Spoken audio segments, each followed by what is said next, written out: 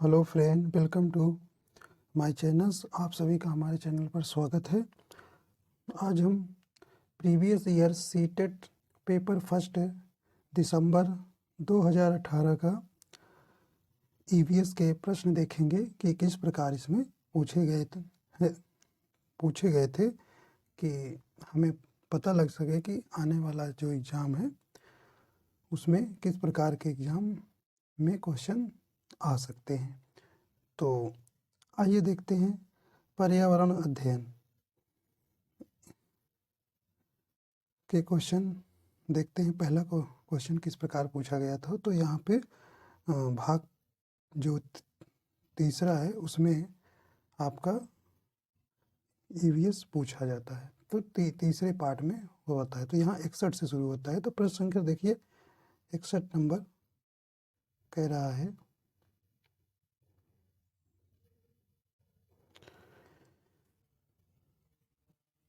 कि भारत में बिहार के सापेक्ष जम्मू कश्मीर और गोवा की स्थिति पूछा है। तो भाई देखिए आपका ये ऐसे ये यहाँ ऐसे चला जाएगा। तो यहाँ मान लीजिए ये यूपी है। तो यहाँ आपका बिहार हो गया, यहाँ बिहार हो गया। तो बिहार से कह रहा है कि देखिए गोवा इधर साइड पड़ जाएगा। तो गोवा ऐसे, तो गोवा इधर साइड पड़ गया। तो गोवा देखिए ऐसे लग जाएगा। और देखिए और कह रहा है कि जम्मू कश्मीर, तो जम्मू कश्मीर आपका ऐसे से पड़ जाएगा। तो देखिए इसकी साइड जो डायरेक्शन होगी तो आपका कैसा डायरेक्शन होगा, तो उत्तर पश्चिम, उत्तर और पश्चिम। तो उत्तर पश्चिम जम्मू कश्मीर पड़ जाएगा और जो ऑप्शन है दक्षिण पश्चिम में आपका गोवा पड़ जाएगा। तो ऑप्शन नंबर इसका तीसरा हो जाएगा, तीसरा हो जाएगा। तो उत्तर पश्चिम और दक्षिण पश्चिम, तो 61 का ऑप्शन नंबर तीसरा हो जाएगा। देखिए राज्यों से संबंधित आपके एक दो क्वेश्चन हर सेट में पूछे गए हैं। तो वाष्पीकरण की प्रक्रिया निम्नलिखित में से किस स्थिति में सबसे धीमी, देखिए साइंस का क्वेश्चन है और इस आपको ईवीएस में पूछा गया है। तो वही इसमें आपको करें कि सतह का पहला सतह का क्षेत्र और तापमान दोनों में भी देखिए सतह का क्षेत्र सबसे धीमी, मतलब सबसे धीमी कब होगी, सतह का क्षेत्रफल बढ़ाओगे तो और बढ़ जाएगा, तापमान दोनों बढ़ाओगे तो और तेजी से होगा। तो ये गलत है। सतह क्षेत्र बढ़ता है लेकिन तापमान घटता है। सतह का क्षेत्र बढ़ा दोगे तापमान वही रहेगा तब भी ये इसकी जो वाष्पीकरण क्रिया तीव्र हो जाएगी। तो ये पहला भी नहीं होगा, दूसरा भी नहीं होगा। सतह क्षेत्र घटता है लेकिन तापमान, भाई तापमान भी बढ़ाती है तब भी वाष्पीकरण क्रिया तेजी होगी। इसमें पूछा है धीमी होगी, धीमी कब होगी, जब सतह भी कम कर दिया जाए और तापमान भी कम कर दिया जाए। तो ये आपका 64 का ऑप्शन 4 हो जाएगा। दोनों जब कम कर दिया, सतह क्षेत्र और तापमान दोनों में कमी। आइए अगला क्वेश्चन देखते हैं। प्रश्न संख्या देखिए 63 देखिए कह रहे हैं कि स्थानों, दूरियों, दिशाओं की सापेक्ष स्थिति को समझने की क्षमता बता दी। तो इसमें आपकी क्या हो जाएगी, कह रहे हैं कि दिशात्मक कौशल, चित्रात्मक कौशल, स्थिति कौशल, ग्राफिकल। तो ये आपका चित्रात्मक कौशल होगा, यानी कि मैप पर दर्शाया जाएगा। तो 63 का ऑप्शन नंबर 2 हो जाएगा। आइए अगला देखते हैं प्रश्न। प्रश्न संख्या देखिए कह रहा है कि किस राष्ट्रीय पाठ्यचर्या फ्रेमवर्क एनसीएफ, जो एनसीएफ आया था, के प्राथमिक स्तर पर एक एकीकृत पाठ्यचर्या क्षेत्र के रूप में पढ़ाए जाने के लिए पर्यावरण अध्ययन की सिफारिश की थी। तो देखिए इसमें 2 से लेकर कक्षा 5 तक के क्लास में ईवीएस पढ़ाने की सिफारिश जो की गई थी 2000 में। कितने, 2000 में। देखिए अब तक एनसीएफ कितनी बार पारित हो चुका है। अब तक जो एनसीएफ था जो प्रकाशित हो चुका है वो अब तक 4 बार, टोटल कितने, 4 बार। तो पहला जो है एनसीएफ NCF 1988 में, 1988 में पहला था। तो कुल 4 हैं, तो ये पहला हो गया। दूसरा देखिए, दूसरा NCF 2000 में, 2000 में। देखिए तीसरा जो था, तीसरा था, देखिए एक पहला जो है, ये पहला जो है ये 1975 में हुआ था। 1975 में, 1975। देखिए पहला 1975 में, जो दूसरा हुआ था 1988 में, जो तीसरा हुआ था 2000 में, और देखिए चौथा जो है 2005 में, 2005 में। तो यहाँ क्रम सही कर लीजिए। तो पहला 1975 में, दूसरा 1988 में, तीसरा 2000 में, और चौथा जो है 2005 में। तो इसमें देखिए जो पूछा गया है कि राष्ट्रीय पाठ्यचर्या फ्रेमवर्क यानी कि NCF ने प्राथमिक स्तर पर एक एकीकृत पाठ्यचर्या क्षेत्र के रूप में पढ़ाए जाने के लिए पर्यावरण अध्ययन की सिफारिश की थी। तो ये आपका ऑप्शन नंबर 2000 में हुआ था, जो ऑप्शन नंबर तीसरा सही। तो 64 का तीसरा 2000 में पारित हुआ था, मतलब इसको सम्मिलित किया गया था, जो कि सिफारिश। अगला देखिए प्रश्न, देखिए 65। भारत में किस क्षेत्र में स्थानांतरित खेती करने का रिवाज है? तो ये उत्तरी पूर्वी क्षेत्र में। आइए अगला देखते हैं प्रश्न।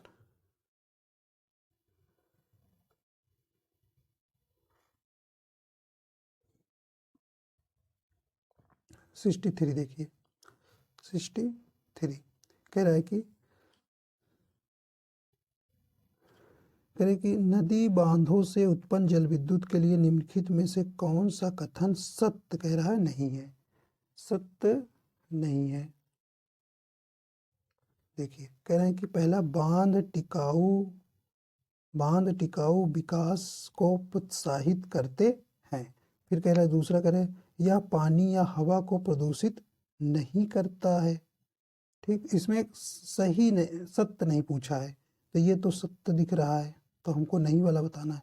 जल विद्युत सुविधाओं से बड़े पर्यावरणीय प्रभाव हो सकते हैं, ये भी सही है। तो देखिए अगला, तो ये देखिए पहला ही वाला इसका ऑप्शन हो जाएगा, और ये भी आपका जो 4th नंबर है वो भी सही है।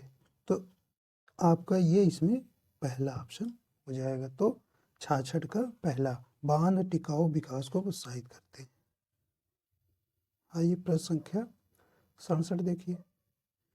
ये देखिए आसान क्वेश्चन, लेकिन कौन सा ग्रीन हाउस गैस गैस से पूछा है। तो इसमें देखिए कार्बन डाइऑक्साइड भी है, मीथेन भी है, जलवाष्प भी प्रभावित करती है। तो उपयुक्त ऑप्शन 4 पे चला जाएगा। तो इसमें 67 का चौथा नंबर हो जाएगा। देखिए जब तापमान की पृथ्वी पर औसत तापमान की अगर वृद्धि हो जाती है, उसी को बोलते हैं ग्लोबल वार्मिंग कहते हैं। तो इसमें ये ग्रीन हाउस गैसें जो है, कार्बन डाइऑक्साइड भी है, मीथेन भी है, और जलवाष्प भी है। देखिए प्रश्न संख्या कैसा अगला पूछा है। देखिए भारत में ठंडे रेगिस्तान मानसून से प्रभावित क्यों नहीं होते? तो देखिए पहला कह रहे हैं, ठंडे रेगिस्तान में गर्मियाँ और बेहद ठंडी सर्दियाँ होती हैं। अच्छा, अगला देखिए सेकंड कह रहे हैं कि ठंडे रेगिस्तान हिमालय की वृष्टि छाया में होते हैं। तो यही ऑप्शन आपका सही हो जाएगा, 68 नंबर का दूसरा। वृष्टि छाया होने के कारण यहाँ पे जो है भारत में ठंडे रेगिस्तान मानसून से प्रभावित नहीं होते हैं। तो यही छाया वृष्टि के कारण। आइए अगला क्वेश्चन भी देखिए, आसानी है। आइए देखते हैं। कह रहे हैं कि ताजमहल के पीले होने के लिए निम्नलिखित में से कौन सा जिम्मेदार है? तो ये आपका सल्फर डाइऑक्साइड SO SO2 तो सल्फर डाइऑक्साइड आपका ताजमहल को प्रभावित करते हैं। ये जो है संगमरमर से रिएक्शन कर लेता है, जिस कारण से धीरे धीरे इसका पीलापन बढ़ता जा रहा है ताजमहल का।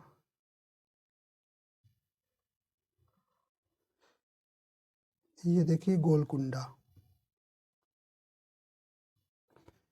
कह रहे कि गोलकोंडा किला किसने बनवाया था? तो देखिए इसको काकतीय राजवंश ने बनवाया था। किसने बनवाया था? काकतीय राजवंश ने बनवाया था। तो ऑप्शन 3 हो जाएगा 70 का।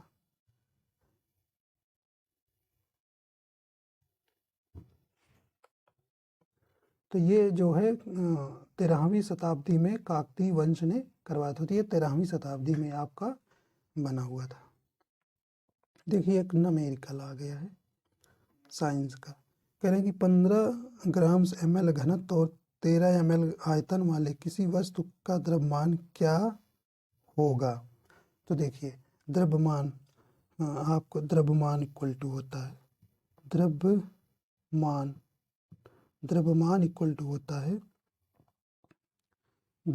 इक्वल टू होता है घनत्व इंटू आयतन, घनत्व इंटू आयतन। तो रख दीजिए इसी में। तो 15 आपका घनत्व दिया है 15 और आयतन कितना है 3, तो कितना हो जाएगा 15 3 45। तो देखिए 45 कौन सा ऑप्शन है? ऑप्शन नंबर सेकंड है। तो आप इसका आंसर 45 ग्राम आएगा। आइए अगला देखते हैं। देखिए कह रहे हैं कि निम्नलिखित में से कौन सी अदिश राशि, साइंस के क्वेश्चन देखिए पूछे गए इसमें कई थी। तो कह रहे हैं कि अदिश राशि, तो ये इसमें देखिए द्रव्यमान ही हो जाएगा। हाँ अदिश राशियाँ, तो अदिश राशियाँ वे होती हैं जिसमें केवल और केवल परिमाण होता है और उसे ही हम अदिश राशियाँ कहते हैं। और सदिश राशियाँ उन्हें कहते हैं जिनमें परिमाण के साथ साथ उनमें दिशा भी होती है, तो उन्हें हम सदिश राशियाँ कहते हैं। तो यहाँ अदिश पूछा है, तो ये सब जैसे गुरुत्वाकर्षण, संवेग, भार, ये सदिश राशि हैं। और द्रव्यमान आपका अदिश राशि हो गया।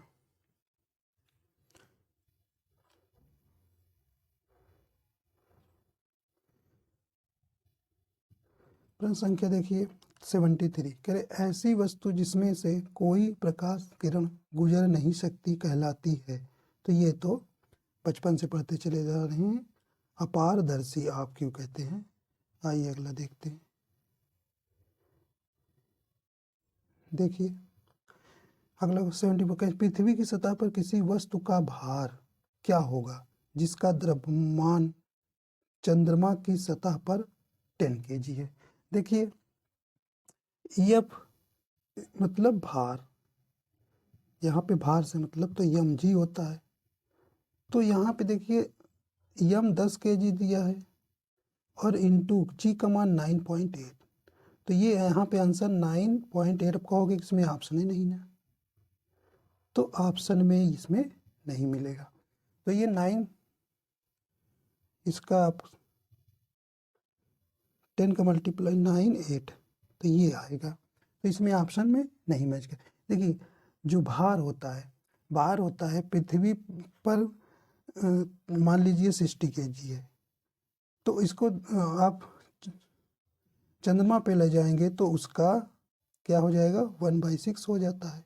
तो इन्होंने ये तो नहीं कहा कि चलिए भार ही पृथ्वी पर या पृथ्वी की सतह पर किसी वस्तु को भार क्या होगा, उसने भार क्या होगा कह रहे जिसका द्रव्यमान चंद्रमा की सतह पर 10 kg है।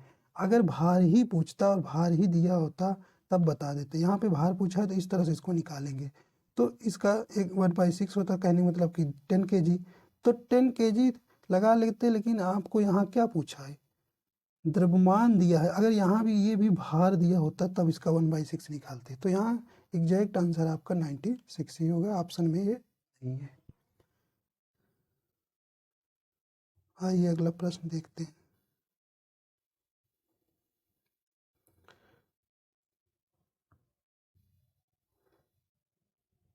देखिए कह रहे हैं कि एक विलेय का विघटन दर पर निर्भर करता है। तो विघटन देखिए तापमान पर करेगा। कहे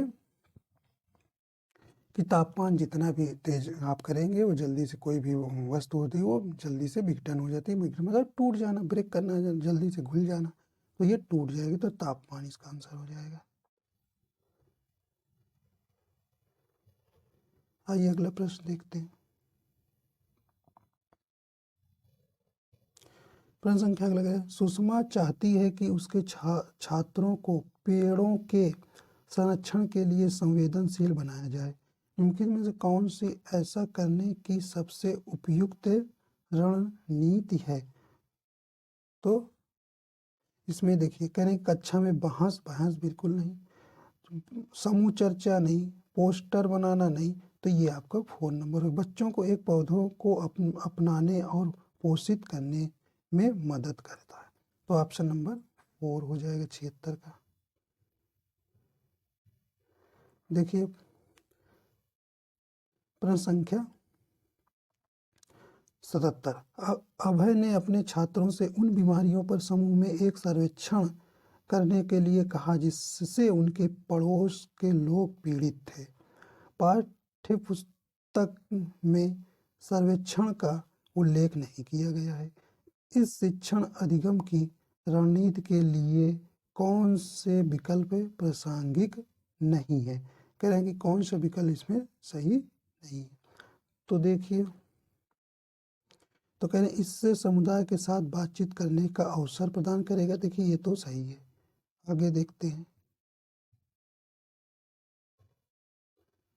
अगला ऑप्शन देखिए, कह रहे इससे बच्चों को वास्तविक जीवन के साथ सीखने को मिलेगा। तो ये भी सही है। तो इसमें नहीं पूछा है, तो ये देखिए दोनों है। फिर अगला कह रहे इससे बच्चों को डेटा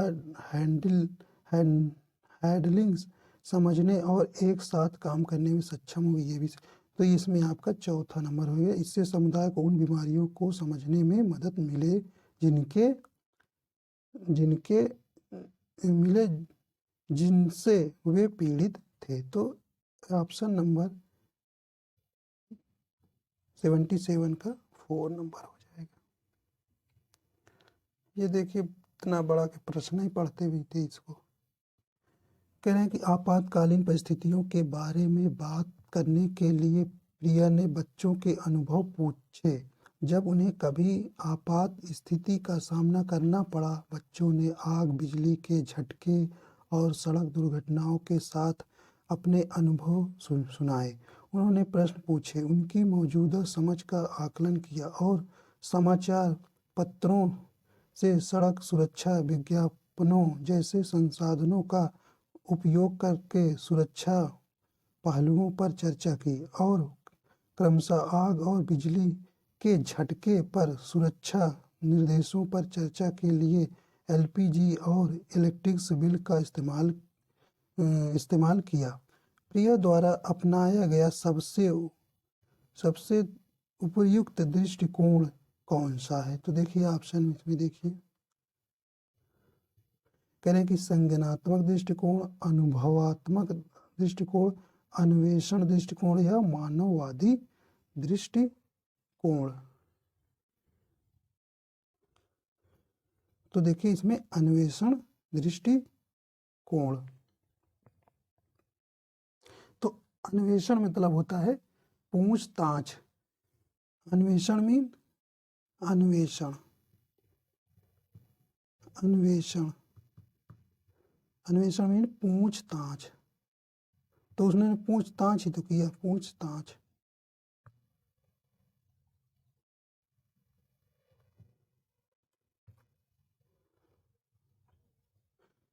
पूछताछ। देखिए अन्वेषण मीन क्या हो गया? पूछताछ।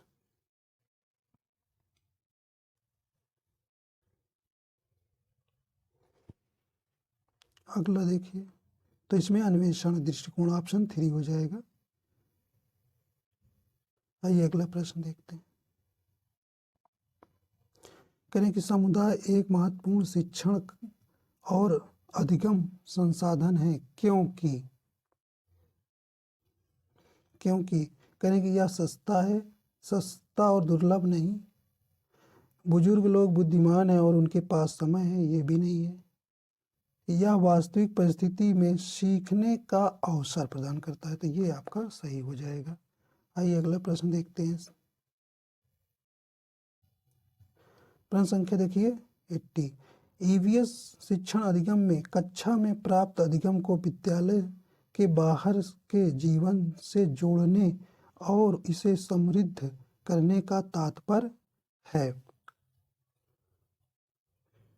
कह रहे हैं तो इसमें क्या हो जाएगा, पहला ही हो जाएगा पाठ्य पुस्तकों से बाहर। भाई अधिगम को जब बाहर से जोड़ना है तो उसके पाठ्य पुस्तक से बाहर ही तो अधिगम करा रहे हैं शिक्षण, तो इसलिए ऑप्शन नंबर पहला हो जाएगा सी का, पाठ्य पुस्तकों से बाहर जाना। अब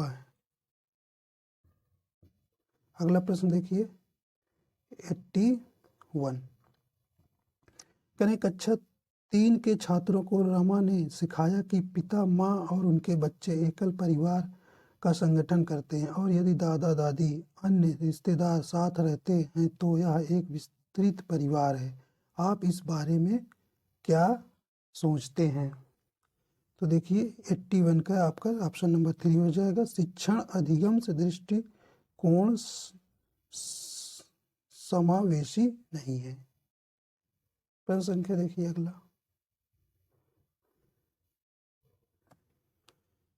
82 का निम्नलिखित में से कौन सी ईवीएस कक्षा में गतिविधियां हैं, हाँ है और गतिविधियां है। तो 82 का देखिए इसमें कह रहे हैं चित्र पढ़ना, फील्ड भ्रमण, श्यामपट्ट का उपयोग। तो कह रहे हैं इसमें क्या हो जाएगा, उपयुक्त सभी, तो इसमें सभी हो जाएगा। प्रश्न संख्या देखिए 83। पर्यावरण अध्ययन पाठ्यक्रम बच्चों की समग्र शिक्षा का कारण बन सकता है, यदि यह तो क्या हो, तो करें एकीकृत हो, समावेशी हो, विषयगत हो, तो ये उपयुक्त सभी हो जाएगा। आइए देखते हैं प्रश्न नंबर 84। ईवीएस पाठ्यपुस्तक में सपेरों पर एक अध्याय है। उसका उद्देश्य बच्चों को जागरूक करना और संवेदनशील बनाना है। तो देखिए इसमें आपका ऑप्शन नंबर 3 हो जाएगा। ऑप्शन नंबर 3 हो जाएगा। देखिए इधर ऊपर कर देते करें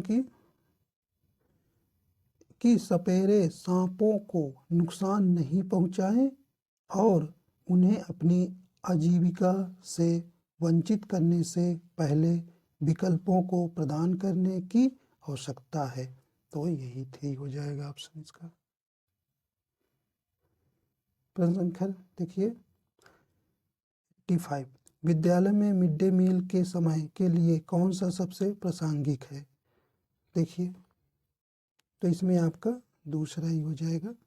तो यह ईवीएस शिक्षण अधिगम के लिए एक अच्छा शिक्षण अधिगम का अवसर है। देखिए अगला प्रश्न करें पर्यावरण अध्ययन के संदर्भ में बोझ के बिना सीखना क्या बताता है? तो इसमें देखिए तीसरा हो जाएगा अबोध का भार कम करने की जरूरत है। आइए प्रश्न संख्या 70 देखते हैं। करें कि ईवीएस कक्षा समूह में सीखने का क्या उद्देश्य है? देखिए समूह में अगर सीखने का इसका उद्देश्य क्या है, तो इसका उद्देश्य है प्रयोग के मूल्यों को लागू करने और एक साथ काम करने के लिए प्रत्येक बच्चे को सक्रिय रूप से भाग लेने और सीखने में सक्षम बनाना। तो इसका ऑप्शन नंबर 3 हो जाएगा 87 87 का। आइए अगला प्रश्न देखते हैं।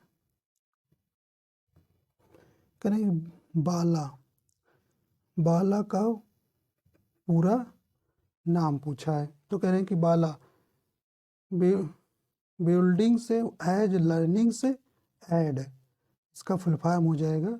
तो इसका ऑप्शन नंबर आपका 83 का तीसरा हो जाएगा, अधिगम सहायक के रूप में बिल्डिंग। तो कह रहे हैं कि बिल्डिंग्स एज लर्निंग ऐड, इसका फुल फॉर्म हो जाएगा बिल्डिंग्स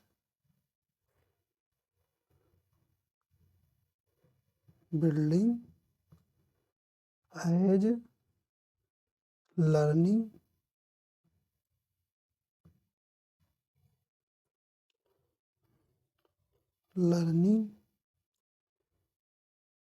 ऐड, इसका फुल फॉर्म हो गया। तो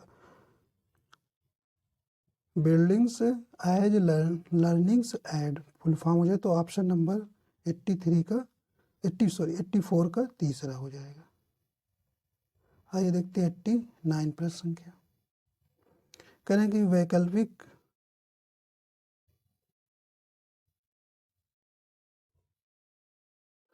वैकल्पिक ढांचे का क्या अर्थ है। देखिए वैकल्पिक ढांचे का क्या अर्थ है। तो इसमें करें ऑप्शन नंबर इसका दूसरा हो जाएगा, विचार जो अवधारणाओं के औपचारिक रूप से एकीकृत स्पष्टीकरण से अलग है। आइए देखते हैं अगला लास्ट प्रश्न। देखिए महिलाएं पुरुषों की तुलना में कमजोर हैं, यह एक है। तो इसमें क्या एक मिथ्या है। देखिए कभी कभी रूढ़िवाद धारणा लगा के चलें तो ये आपका मत लगाइएगा, ये गलत हो जाएगा। तो ये एक मिथ्या है। तो महिलाएं पुरुषों की तुलना में कमजोर हैं, यह एक क्या कहा गया है, ये एक मिथ है, मतलब मिथक है, झूठा है। तो ऑप्शन नंबर पहला 90 का पहला हो गया। तो इस प्रकार इसके देखिए क्वेश्चन आपको कई क्वेश्चन रिपीट हो रहे हैं। तो इस प्रकार देखिए इसमें साइंस के क्वेश्चन कुछ मिक्स आ गए थे, 2-3 क्वेश्चन। तो आशा करता हूँ ये आपको समझ में आया होगा। अगर समझ में आया तो हमारे चैनल को लाइक एंड शेयर सब्सक्राइब कर दीजिए, शेयर थोड़ा सा कर दीजिए करिए बस। तो आशा करता हूँ ये आपको पसंद आया होगा। वीडियो देखने के लिए आपका बहुत बहुत धन्यवाद।